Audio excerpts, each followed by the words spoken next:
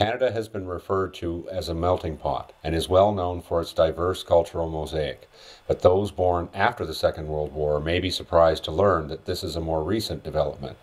Although Canada fought against the Nazis, its record on racism before and during that time is not without its blemishes. This was a very different time, and many Western nations, citizens, and governments were susceptible to racist sentiment and actions. Canada was no different. Immigration policy was not always welcoming, and the Canadian citizens were, in general, protectionist and looked at non-Christian European and Japanese immigrants as well as the Indigenous First Nations peoples as second-class citizens. They were met with discrimination in many ways, and for the Jews of Western Europe seeking refuge from Hitler in Germany and the Bolsheviks in Russia during the 1930s, their call was not answered. Refused entry into Canada as well as many nations in the world, they were left to their fates in the impending Holocaust. As the severity of the tragedy that faced the Jews increased, the immigration numbers to Canada decreased. Part of it was economic, and that was that Canada was one of the countries most gravely affected by the economic depression. And a lot of it was just racism, the feeling that, and it's insane because the Jews have been a part of our culture right from the beginning, but there's a feeling they weren't quite part of the Anglo-French culture that made up the country. In the early 20th century, Canada had a separate category of immigrants called non-preferred immigrants. This category included Jews, Orientals, and blacks, and they were expected to remain out of sight and take the least desirable of jobs. As a result of the 1929 economic depression, unemployment had reached unprecedented levels. The restrictions on immigration were tightened and were to effectively ban all non-agricultural immigrants. Those allowed in were given a one-year probationary period, after which, if they had not secured employment or were deemed otherwise undesirable, they would be deported. German Jews seeking refuge from their plight were in an unfortunate situation because Canada could not deport them after the probation period because they had become effectively stateless. The situation arose in 1933 when Hitler decreed that German Jews were to no longer be granted consular services outside of Germany, and following the Nuremberg laws of 1935 they stopped issuing Jews passports. Those who already had passports would receive the letter J stamped on them and were informed that they were welcome to leave Germany with them, but not to return. Anti-Semitism and racism, in general, were not confined to Germany. Even Canada's Prime Minister, William Lyon Mackenzie King, was recorded as having racist sentiments. Yeah, in the Mackenzie King diary, he notes that a new family had moved in on Laurier Avenue in Ottawa near his house.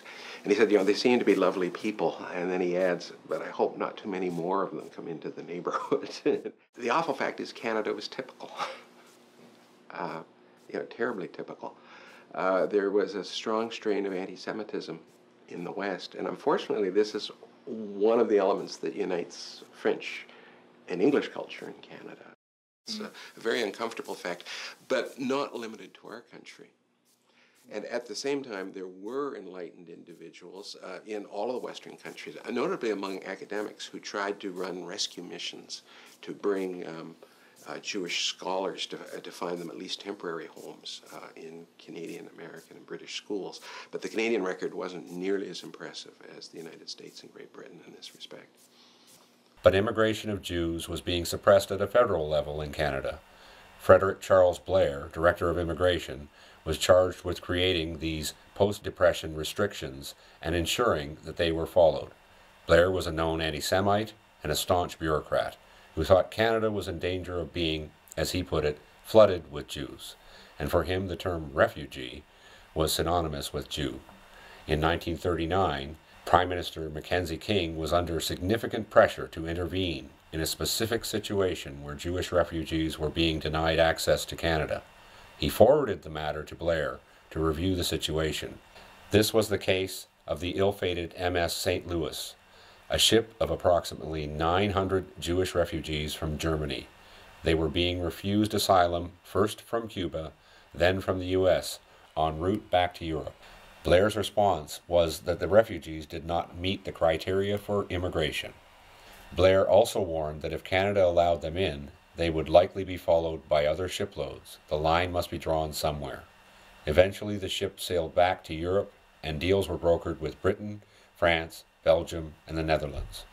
Although all but one of the passengers that made it to Britain survived, almost half of the refugees that landed on the European continent did not survive the impending Holocaust. During the Second World War, Japanese Canadian communities were the focus of intense and severe racism throughout the country, notably in the province of British Columbia. From the beginnings of Japanese immigration to Canada, racism was prominent from the government and wider public. This discrimination grew tremendously after Japan's attack on December 7, 1941, on Pearl Harbor. Many within the local population and government of British Columbia felt that they were under immediate threat from the Japanese citizens during the Second World War.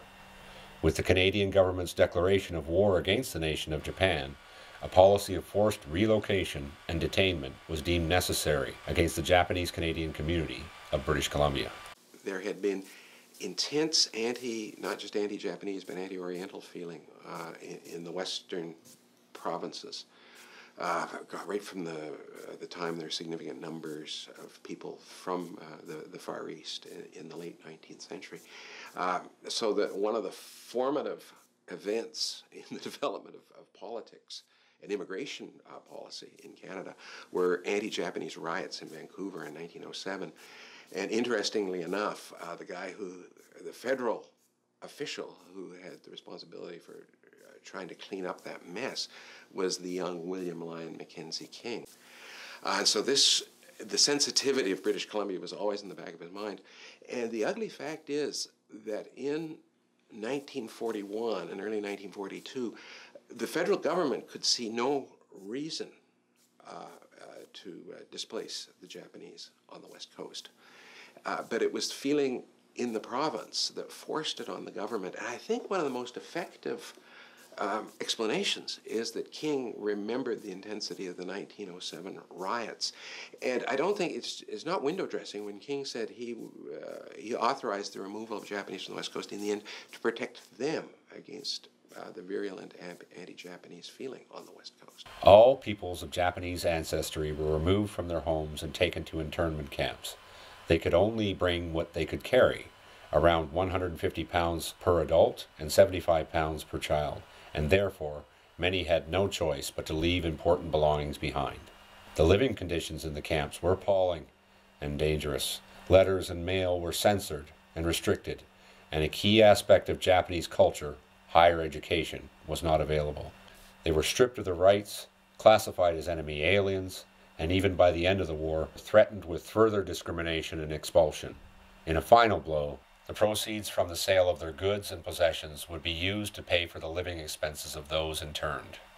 The displacement of the Japanese took place under the War Measures Act, which in fact gave absolute and total power to the federal government to do anything to anybody in any way it wanted. It was absolute authority.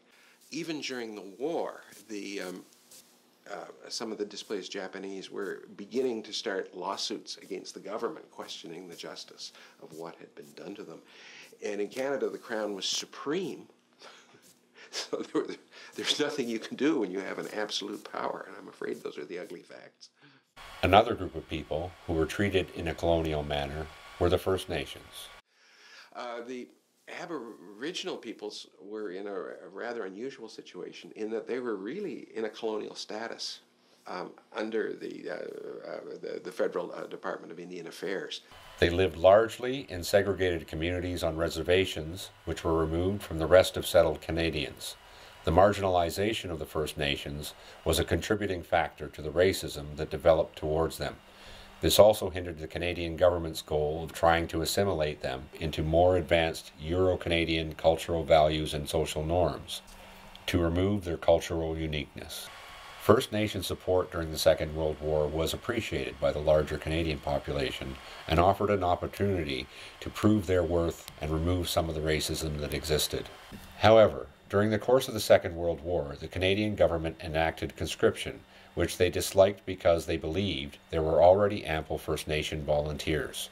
In addition, elements of their treaties with Canada allowed First Nations not to get involved in Canadian wars unless they wanted to, and some did not. Within the armed forces, in fact, once you were in, you were tended to be treated as equals.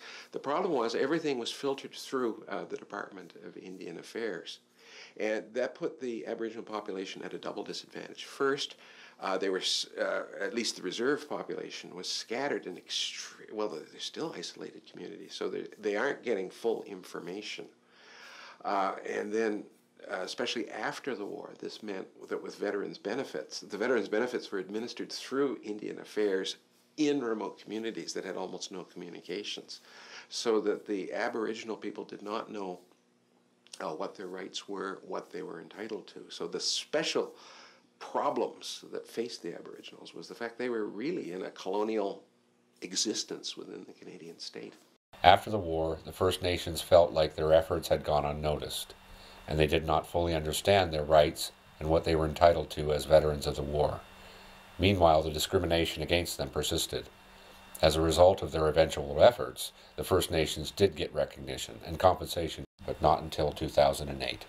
The level of discrimination that faced the First Nations people did improve from before and during the war in the aftermath, and their efforts in support of the war did help pave the way for the recognition they deserved to become appreciated as true Canadian citizens. In a war for freedom, it is unfortunate that the record shows Canada was guilty of violating freedoms of minorities within its own borders. This period marks a chilling chapter of intolerance and discrimination in Canadian history. Although Canada has made significant progress in the area of equality, it is important to remember our history as it truly was.